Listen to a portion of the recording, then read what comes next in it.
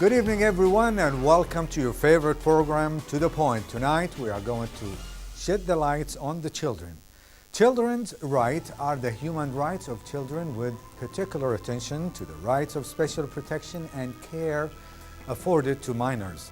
The Convention on the Rights of the Child, CRC, in 1989 defines a child as many human persons who has not reached the age of 18 years old. Children's rights includes their rights to associate with both parents, human identity, as well as the basic needs for physical protection, food, universal state-paid education, health care, and criminal laws appropriate for the age of development of the child, equal protection of the child, civil rights, and freedom from discriminations on the basis of the child's race, gender, identity, national origin, religion, disability, color, and ethnicity, and much more. Starring with us tonight, and our first report for Dr. Siham Al-Fleih, a lady who adopted children's right in the state of Kuwait till she ends up with it, and also establishing its law. Let's watch it.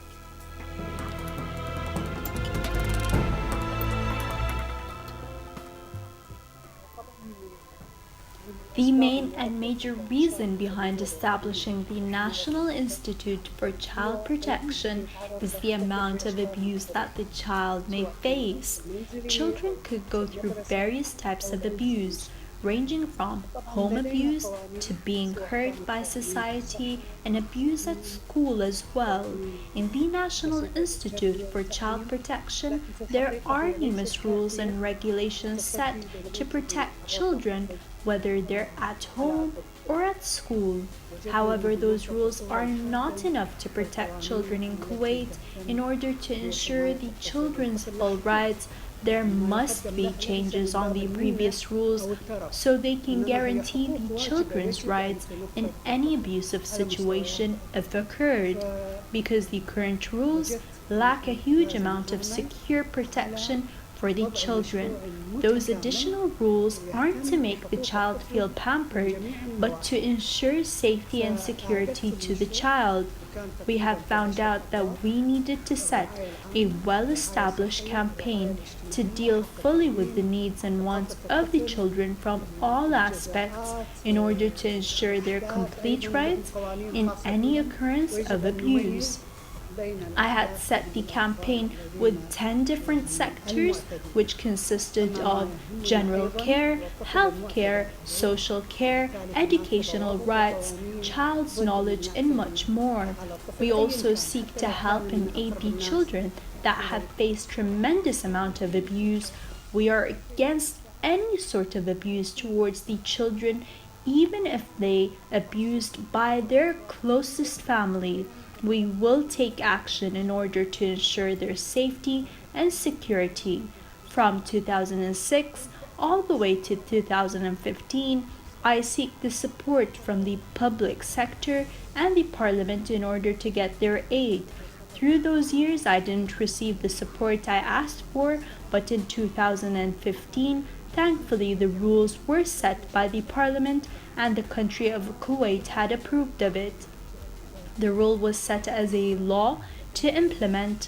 The campaign is still doing its role today, helping the children from any sort of abuse.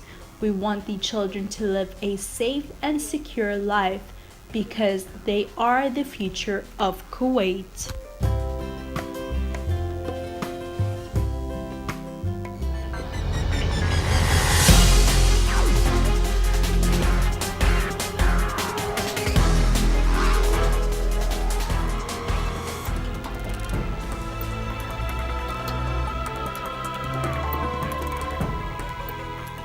Welcome back to KTV2 and the program To The Point. As we promised, we are going to focus on children in the state of Kuwait and beyond. And we have here in our studio Dr. Balqis Al-Najjar. She is the Secretary of the National Society of Protection of Children and also a Professor of Linguistics at the Department of the English at Kuwait University. Good evening and thank you so much for being with us. Good evening and thank you for asking me here. It's our pleasure. Now, we have people misunderstand the meaning of the child, whether a male or female, doesn't matter the gender. And not all of them, they are kind of ignorant according to the law about how they treat the child. Therefore, the state of Kuwait and the legislation people issued a bill that protected the child. And here, and we want to shed the lights on exactly the rights and the law that it protects the child. What is it exactly? Well, first of all, let's start from the beginning, because the child law in Kuwait came as a result of Kuwait ratification of the Convention on the Right of the Child, which is an international, of course, law. This international law, which is called CRC, the Convention on the Right of the Child. This is international, and Kuwait has ratified it on right immediately after the invasion, and after liberation, so in 1991, in October to be exact. However, it took almost 24 years because before we had our own local child's law in Kuwait. So there is a law and there's a punishment. Before we get the punishment, let's see how it goes. This international law, this is from the UN, and all countries, when they ratify, they join it, and so they have to implement it in their different countries according to their regulations. And so it took all these years in Kuwait. Of course, we have been working on that in our society. The head of our society, Dr. Siham, been working with the national committee in the parliament, headed by Salih Ashur. Been working for several years, as a matter of fact, weekly meetings until they finalized the law. It was actually based on a draft that's submitted from our society, from the national society. This law is really a jump in human right, child's right. You mentioned punishment. When you said jump, it means that we were doing something else, and now after the law, we are protecting the children more than it was before? We weren't doing anything, actually. Yeah. Before... Let's actually, because people are watching us, and they are kind of have the perception that we are abusing our children in the state of Kuwait. Is it so or not? It's not. No, but we have the law to protect them just in case. Just in case. You see, the law is not just for child abuse. It's for the child to have all rights for education, for good living, so I for just good wanted to clarify this one here. Yeah, it is a general child's law. But when I said it's a jump, of course, alhamdulillah, we're in Kuwait here. We have rights for education, for housing, for medical treatment. We have all that. We have good living. However, there are some cases where a child is mistreated. It happens, of course, we are all human. Nobody's It happens every society. Yes, every society. But what happened in the past, some people still are not aware of it, that previously when a parent punishes his child, taken to the hospital, doctors see that the child has been abused. Not just reprimand, a slap here and there. No, it's really abuse. But they cannot do anything. They treat him and send him back with the abuser, who is the parent. Because normally we have this idea that he's my child, I can't do anything with it, with him. And the same thing, it might happen all over again and again. It happens, yeah. We have cases and stories from doctors, physicians in hospitals saying that we see this over and over. The same child comes again and again, but there's nothing that we can't do anything. Now with this law, they can do something. Not only that, people can report cases. Okay, let's focus on the CRC, the right for the child itself, and the convention. How does that convention relate to the state of Kuwait? Any comparison, resemblance? Of course, yeah. It's based on it. Kuwait agreed to the most of the articles. However, there were some articles, a good number of articles that do not conform with the Islamic Sharia. Anything that's against Islamic Sharia, Kuwait did not, of course, sign it. For example, like the adoption. Adopting a child in other countries, the child can take the name of the adopted parents. It's allowed. Yes, allowed, yeah, yes. But it actually Kuwait, so much. In Kuwait, no, because it comes with the inheritance and all that, yeah.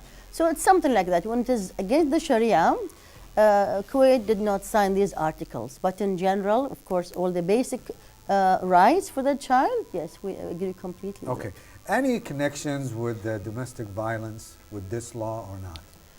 Definitely, yes, yes. With the domestic law, this is what I was saying when say with the parents. With domestic law, well, first of all, we said abuse. Yes. And now domestic violence. The violence, well, the special domestic violence, the child can be abused not only physically, but verbally as well. And you know what? It hurts verbally more than physically. Yes, it does. It Deep- affects the deep inside the personality heart. of the child. It strikes deep inside the heart. Yes, child verbal abuse is very, very strong. It can destroy the character of the child. Yeah, so that's also included.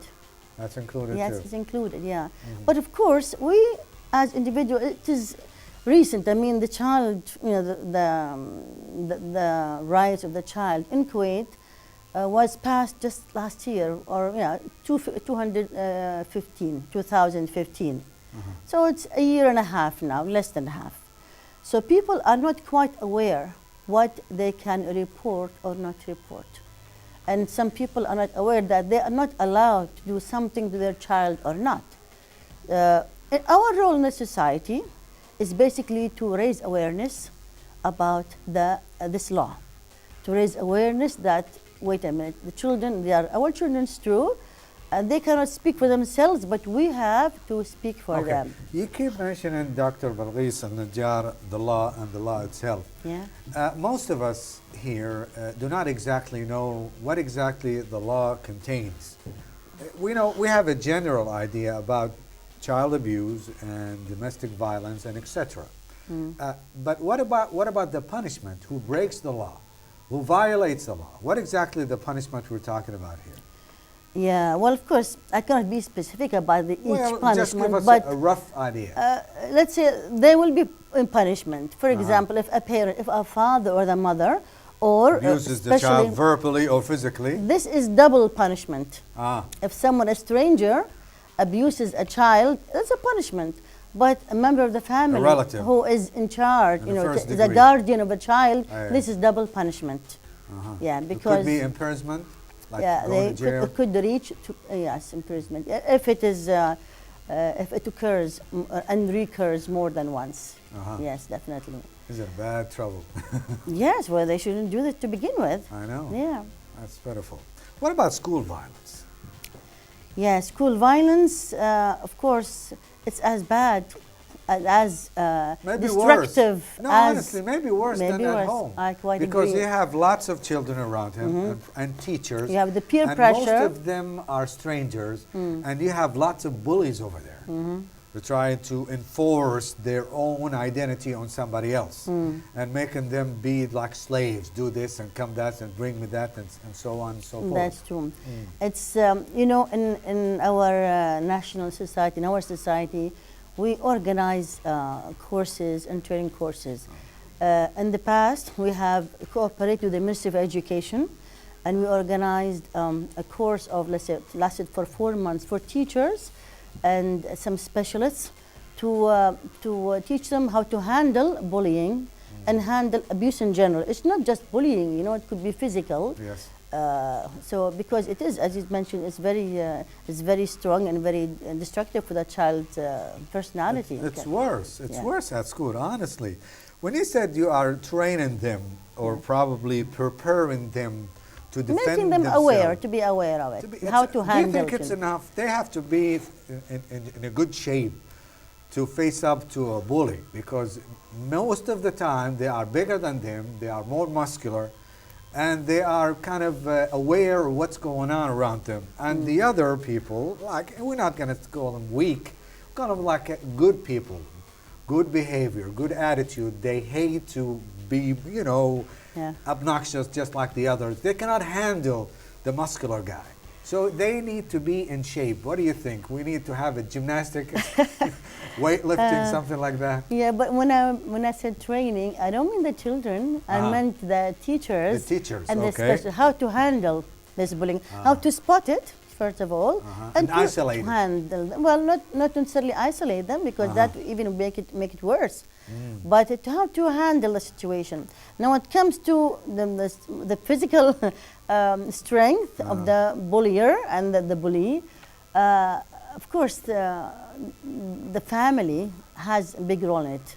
Yeah, they have, of course, it's different character, different personalities, and of course the social factors interfere, peer pressure interferes. No, we cannot handle, we cannot deal with students individually. Okay, what about the juvenile law? Because recently the National Assembly have changed the age. It used to be 18, I believe, and they changed it to 16 years old. Yeah. Now they are thinking about going back to the same age.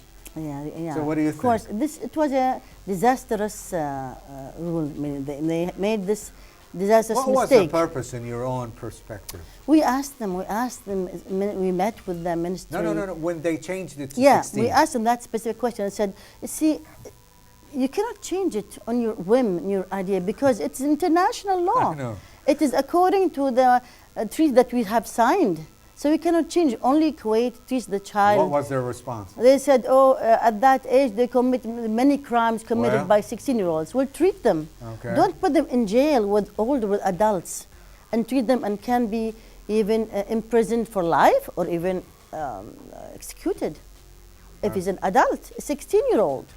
So I think now they realize that it's a mistake, and so members of the parliament, as well as the Ministry of Interior as well, they are asking to review the law. I know. Dr. Balqis, thank you so much for being with us. Looking forward to meet you once again. Thank you very much for inviting me, and thanks for your interest in the child law. We would like to thank Dr. Balqis Al-Najjar. She is the Secretary of the National Society of Protection of the Child, and also she's a professor of linguistics at the Department of English at Kuwait University. Still with us here to the point. We have a report. Come back with us. We have more guests right here on KTV2. Stick around.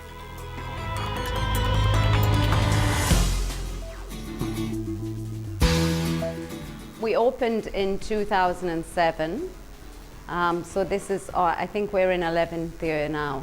The aim was to provide Kuwait with a good early intervention centre, bringing programs that's been researched outside, and basically just bring something new to the Middle East in early intervention. We have a lot of programs here. We assess the children according to their needs, and we have programs, we use the early intervention curriculum. We have speech, we have occupational therapy, we have sensory integration therapy, a lot of programs for this age group of children. We usually take children from 3 years to 6.5 years. Once the children come here, they've had an official diagnosis. So then we will do an assessment, which is just to place the children. We do a placement assessment according to the level of the child and the need of the child.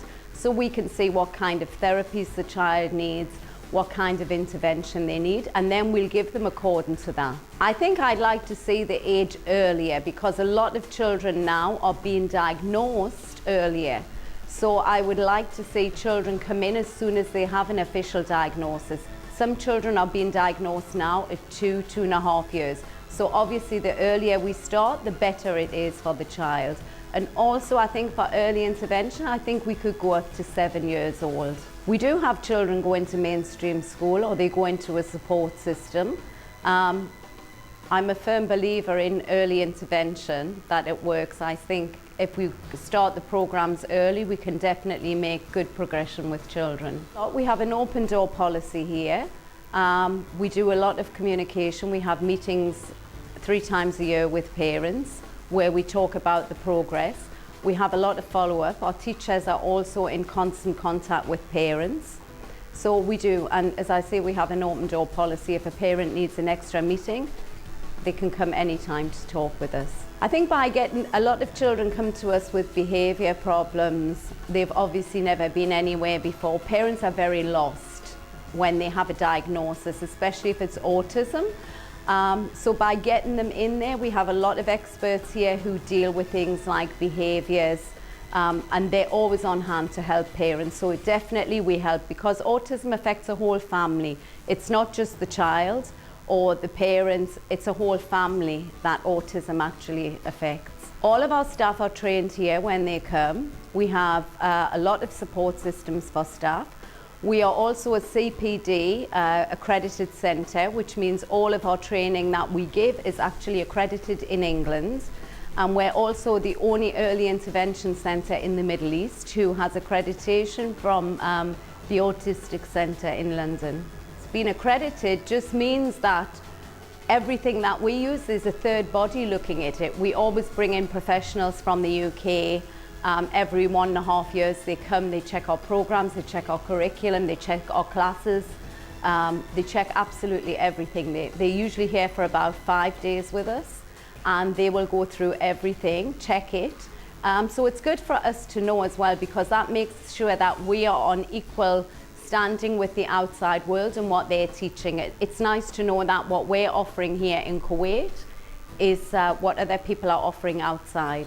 There is a list that the government supply us, which is places that's accepted by the Kuwait Disabled Authority. And we do, depending on the level of the child, where they're going, we do have a lot of contact with parents during that process and transition for children. So we do advise them on certain places might be better for a particular child according to the needs when they're leaving us.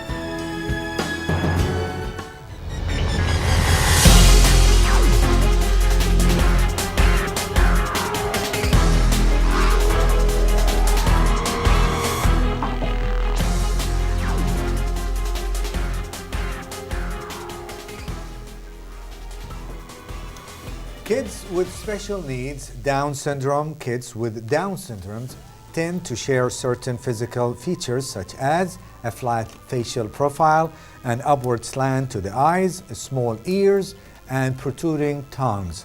Down syndrome affects children's ability to learn in different ways, but most have mild to moderate intellectual impairment.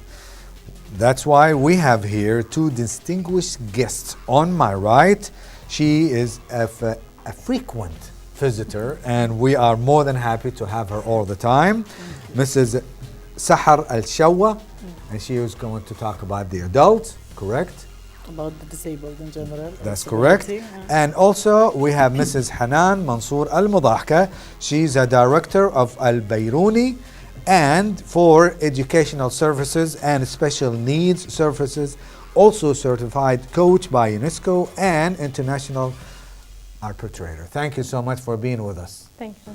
Now, since you are on my right, what exactly we're talking about here, could you give us exactly the people who are suffering from this, I'm not going to call it a disease, but a special feature, Down syndrome?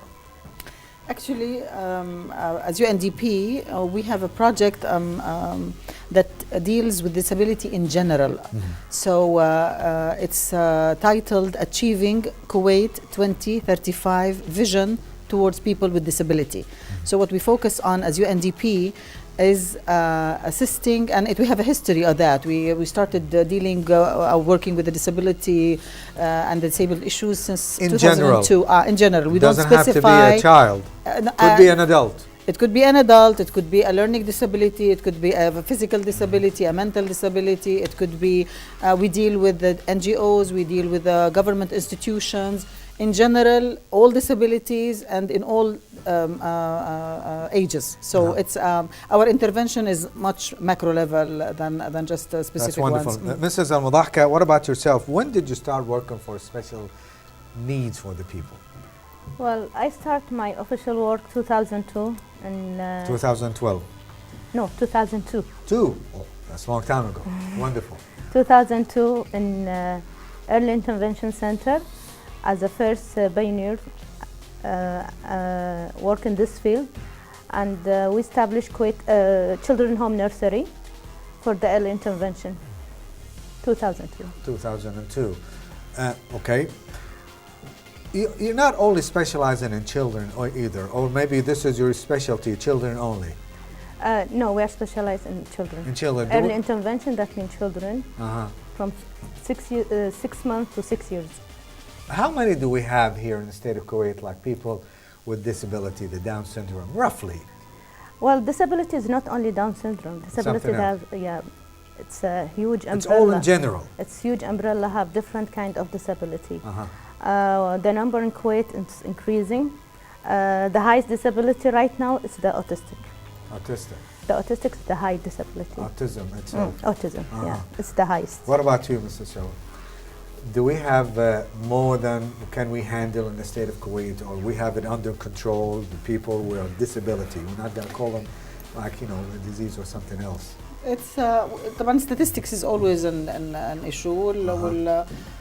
طبعا the numbers come from the public authority for people with disabilities, and they're working really diligently on really updating the records and the digital archiving and digital systems, and putting all the records straight, and so maybe we can have accurate numbers. So basically what we get, the numbers is what they provide, and the services, of course, we're as UNDP, again I will be speaking specifically on our project and how it's supporting the we call it PADA, which is the Public Authority for Disabled Affairs. Okay, what about the relationship between Kuwait National Development Plan, KDNP, and Sustainable Development Goals? What is the relationship between these two entities? Of course, I'm again speaking about the Kuwait National Development Plan, and where it mentions the disabled and the efforts and the that they want to achieve. Basically, the focus is to achieve their health and well-being. They focus on their inclusion in education and work, and they focus also on their on awareness about their issues and getting people to accept them and their rights. And their rights. So basically, the overall holistic approach. And then the SDGs, of course, we have 17 SDGs, the Sustainable Development Goals. So the targets that apply would be the health SDG, the well-being, even the economic one, where we want the disabled people who can work to be able to be independent, or at least work for their economic well-being and independence if possible. So all of these are also partnership. We focus on partnership, internal and external. So all of these SDGs also. So our work incorporates the Kuwait National Development Plan and the SDGs, and that's how we develop our projects to support the PADA, or the Public Authority for the Disabled Affairs, in reaching its organizational effectiveness goals that they aim for. Mrs. Al-Mudahka, I believe that your work is kind of a little bit, it comes to the side of voluntarily. Is it correct? Yeah, our job, most of it's volunteers. Voluntarily. Yeah.